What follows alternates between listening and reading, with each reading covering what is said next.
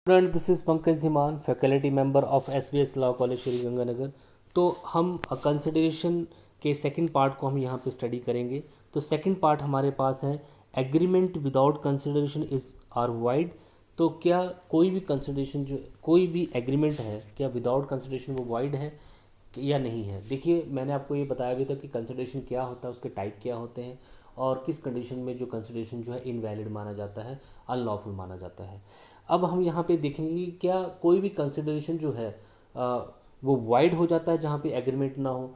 देखिए, शुरू से आपने पढ़ा कि अगर कोई भी एग्रीमेंट है और जहाँ पे कंसिडरेशन ना हो, वो कॉन्ट्रैक्ट जो है, वो एग्रीमेंट जो है शुरू से ही क्या है, वाइड है, वो गलत है। इट मीन्स कि विदाउट कंसिडरेशन कोई भी जो है एग्रीमेंट या कॉन्ट्रैक्ट नहीं हो सकता है। लेकिन ये एब्सोल्यूट रूल नहीं है, यहाँ पे कुछ एक्सेप्शन भी इसके हैं। पहली बात ये देखिए, पहले आप कंसिडरेशन को फिर से मैं आपको बताता हूँ क्योंकि इस पार्ट के लिए बहुत ज़रूरी है। कंसिडरेशन मतलब दोनों साइड से कुछ लिया और दिया जा रहा है। मैं अपना फ़ोन आपको दे रहा हूँ और उसके बदले आप मुझे पैसे दे रहे हैं और ये दोनों काम हो रहे हैं। जब कुछ लिया जाता है और कुछ इसके बदले में दिया जाता है, तब इसको कंसिडरेशन बोला जाता है। अगर कंसिडरेशन एक ही साइड से हो, मैं ही आपको कुछ दे रहा हूँ और आप उसके बदले में मुझे कुछ नहीं दे रहे हो, तो ये कंसिडरेशन नहीं माना जाएगा। Something in return from the both side, इस कंसेप्ट को आप पहले ही ध्यान में रख लीजिए, उसके बाद ये आपको क्वेश्चन जो है आराम से समझ में आ जाएगा। इट मीन्स सबसे पहले हमने ये देखना है कि कोई भी एग्रीमेंट जो है विदाउट कंसिडरेशन हो ही नहीं सकता है। बिना कंसिडरेशन कोई भी कॉन्ट्रैक्ट वैलिड नहीं माना जाता है, वो वाइड होता है। एज वी नो, हमने पहले ही पढ़ा, as we seen above that the consideration is essential for the valid contract, agreement without consideration cannot be imagine. तो कोई किसी भी कॉन्ट्रैक्ट के लिए कंसिडरेशन बहुत इंपॉर्टेंट है। कुछ लिया और दिया जाना चाहिए, something in return from the both side होना चाहिए। इसके बिना तो कॉन्ट्रैक्ट को इमेजिन भी नहीं कर सकते। Section 25 of the Indian contract act साफ बोलता है कि agreement without consideration is void. Section 25 साफ बोलता है कि अगर कोई भी एग्रीमेंट विदाउट कंसिडरेशन किया जाता है तो वो कॉन्ट्रैक्ट वैलिड नहीं होगा। A promise to B to pay him 1000 without any consideration. A जो है बी को 1000 रुपये देने का वादा करता है और इसके बदले में कुछ नहीं लेता है। ये एक वॉइड एग्रीमेंट होगा, ये कॉन्ट्रैक्ट वैलिड नहीं होगा क्योंकि इसके बदले में उसने कुछ लिया नहीं, उसको इसके बदले में कुछ लेना ज़रूरी है। ठीक है जी। जैसे आपके हमारे पास ये केस भी है, प्रहलाद वर्सेस लॉर्ड देवी ए एक्ट 2007 का केस है। इस केस में seller during cross examination that he had has not gate consideration, एक डीड बनी थी और उसमें जो है उसने अपनी प्रॉपर्टी किसी को बेची थी और उसने उससे 15 लाख रुपए लेने थे, लेकिन उसको अभी तक 15 लाख नहीं मिले थे और डीड में भी ये मेंशन था कि अभी पैसे 15 लाख जो है नहीं मिले हैं और सेलर यही बोल रहा है कि बायर ने अभी तक उसको जो है 15 लाख नहीं दिए हैं और इस कॉन्ट्रैक्ट को जो है, इस एग्रीमेंट को वॉइड डिक्लेयर किया जाए। कोर्ट ने इसको जो है वॉइड डिक्लेयर किया गया क्योंकि डीड के अकॉर्डिंग प्रॉपर्टी के लिए अभी तक 15 लाख रुपए नहीं दिए गए थे। तो यहाँ पे कॉन्ट्रैक्ट तो हो गया था, प्रॉपर्टी देने का वादा भी हो गया था, लेकिन अभी तक पैसे उसको नहीं मिले थे क्योंकि कंसिडरेशन अभी उसको नहीं आया था। तो फिर इस कॉन्ट्रैक्ट को वाइड डिक्लेयर करना कोर्ट की जिम्मेवारी थी क्योंकि ये कॉन्ट्रैक्ट क्या हो गया, वाइड हो गया।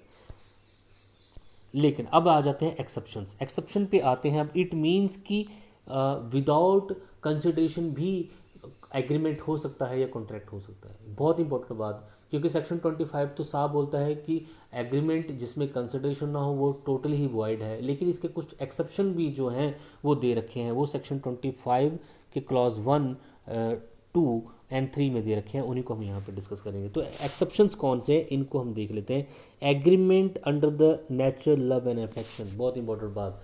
देखिए, अगर आप किसी को नेचुरल लव एंड अफेक्शन, प्यार के बदले में दे रहे हैं, आपका उसके साथ स्नेह है, प्यार है, और इसके बदले में आप उसको कुछ दे रहे हैं लेकिन उसके बदले में आप उससे कुछ ले नहीं रहे हैं, तो ये कॉन्ट्रैक्ट एग्रीमेंट वैलिड माने जाते हैं।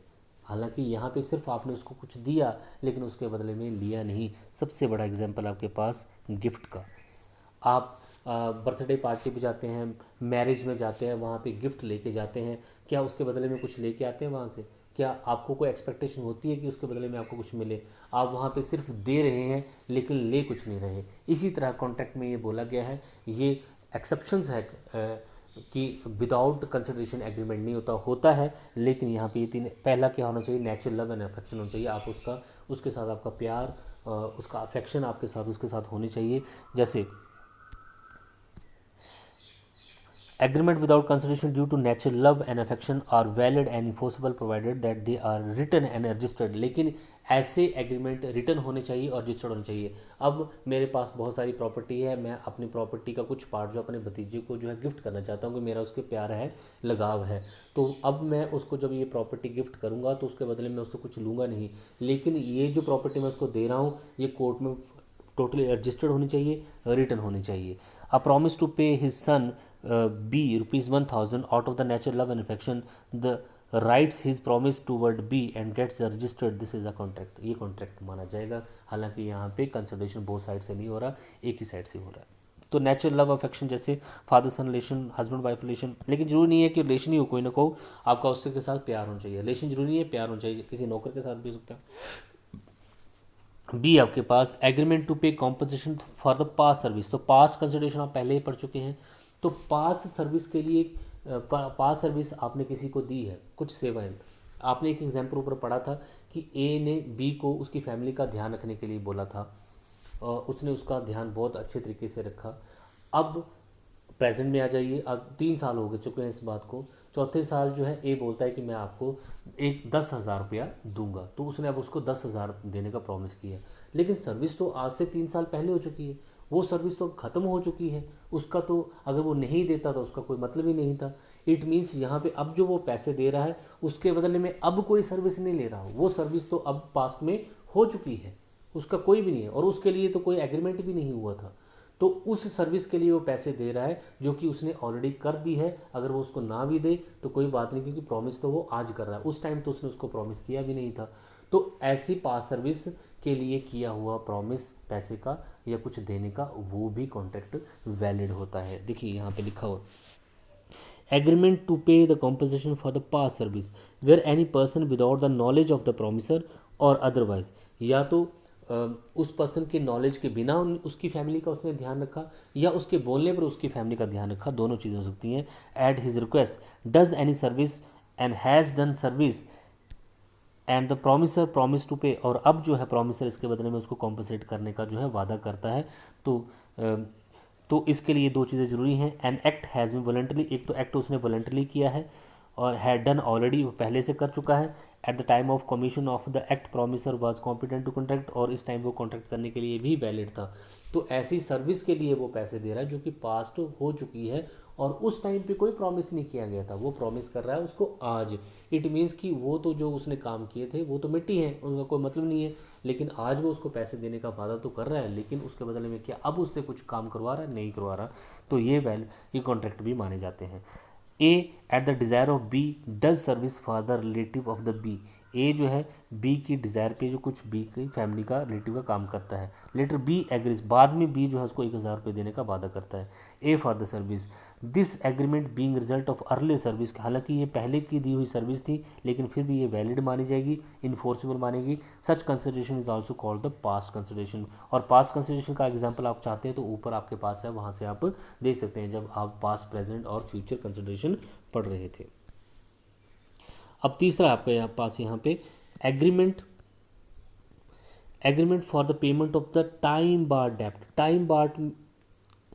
टाइम बार डेप्ट जो होते हैं इनको समझना बहुत ज़रूरी है। देखिए कॉन्ट्रैक्ट एक्ट के अंडर अगर आपने किसी को कोई लोन दिया है तो आपके पास उस लोन को लेने का टाइम जो है वो 3 साल का होता है, लीगली आपके पास 3 साल का टाइम होता है।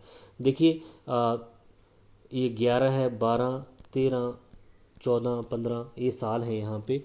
आपने 11 में किसी को बी पर्सन को जो है लोन दिया था, ए ने बी पर्सन को लोन दिया, उसने मान लीजिए 10 में दिया तो 11 में तक भी उसने पैसे नहीं मांगे, 12 में भी उसने पैसे नहीं मांगे, 13 में भी उसने पैसे मांगे लेकिन उसने दिए नहीं, तो उसने भी कोई लीगल एक्शन इसके अगेंस्ट नहीं लिया। अब कानून ये बोलता है कि अगर अपना लोन आप 3 साल तक नहीं लेते हैं या फिर उससे डिमांड नहीं करते हैं तो उस कंडीशन में आप 3 साल के बाद वो लोन ले ही नहीं सकते हैं। ये बन जाते हैं टाइम बार डेप्ट। टाइम बार क्योंकि इनका टाइमिंग जो है ख़त्म हो चुकी है, अब लिमिटेशन एक्ट के अंडर आप लीगली कोर्ट में जाके इनको नहीं ले सकते हैं। अब ए जो है बी को लोन तो दिया होता यहाँ पे 5 लाख का या 10 लाख का, 5 लाख का लोन आप मान लीजिए यहाँ पे दिया हुआ था, लेकिन ए ने उससे कभी भी मांगे नहीं और मांगे लेकिन बी ने दिए नहीं और उसने कभी भी इस पर कोई जुडिशल एक्शन भी नहीं लिया। अब यहाँ पे 3 साल हो गए, 3 साल के बाद ये लोन जहाँ टाइम बार डेप्ट हो गया, अब ए वैसे ही कानून के थ्रू भी इसको नहीं ले सकता, कानून भी इसको मना कर देगा क्योंकि आपके पास 3 साल का टाइम था। अब यहाँ पे देखिए बी को लगता है कि यार कहीं ना कहीं गलत हुआ, मैंने पैसे तो लिए थे। तो अब वो क्या करता है, बी को ए को जो है वो 5 लाख तो नहीं लेकिन 2 लाख रुपए देने का प्रॉमिस करता है। तो क्या अब उसने कोई लोन दिया है जो उसको वापस दे रहा है? वो ऐसा लोन था जो कि टाइम बार्ड हो चुका है, अब बी को उसको देने की कोई जिम्मेदारी भी नहीं बनती है और ना ही इसके बदले में वो उससे कोई काम करवाएगा। अब बी को अचानक 3 साल के बाद लगता है कि यार पैसे तो मैंने लिए थे, चलो मैं पूरे दिन में इसको 2 लाख देने का प्रॉमिस कर देता हूँ। तो इस प्रॉमिस में क्या वो ए से कुछ ले रहा है? अब नहीं ले रहा है, क्योंकि ए ने तो पैसे जो दे लेने थे वो तो अब ख़त्म हो गए क्योंकि टाइम बार डेप्ट हो गया। तो फ्यूचर में अब वो उससे कुछ नहीं ले रहा, सिर्फ उसको 2 लाख रुपया दे रहा है। तो ये कॉन्ट्रैक्ट भी, ये एग्रीमेंट भी जो है, इसमें कंसिडरेशन जो है वो वैलिड माना जाता है। देखिए, agreement for the payment of the time bar debt, such an agreement for the payment of time bar debt under the limitation act, limitation act आपके पास आप पढ़ोगे, जब आप सीपीसी पढ़ेंगे वहाँ पे आपको लिमिटेशन एक्ट मिल जाएगा। 63 का है, 1963 का एक्ट है। इस consideration to be lawful because it time bar dept is also good consideration as a dept remain even after the completion of the effort of the it's recovery. तो तुलसीराम बसी समय सिंह के केसेस में यही बोला गया।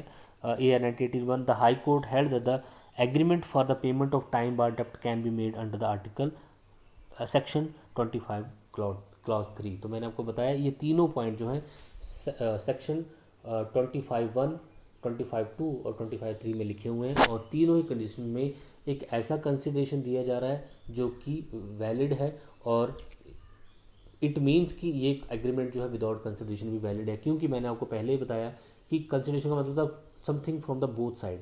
लेकिन इन तीनों ही सिचुएशन में एक ही साइड से कुछ दिया जा रहा है, दूसरी साइड से कुछ भी नहीं आ रहा, फिर भी ये जो कंसिडरेशन जो है वो वैलिड माने जाते हैं। आई होप आपको ये समझ में आए होंगे। Thank you so much.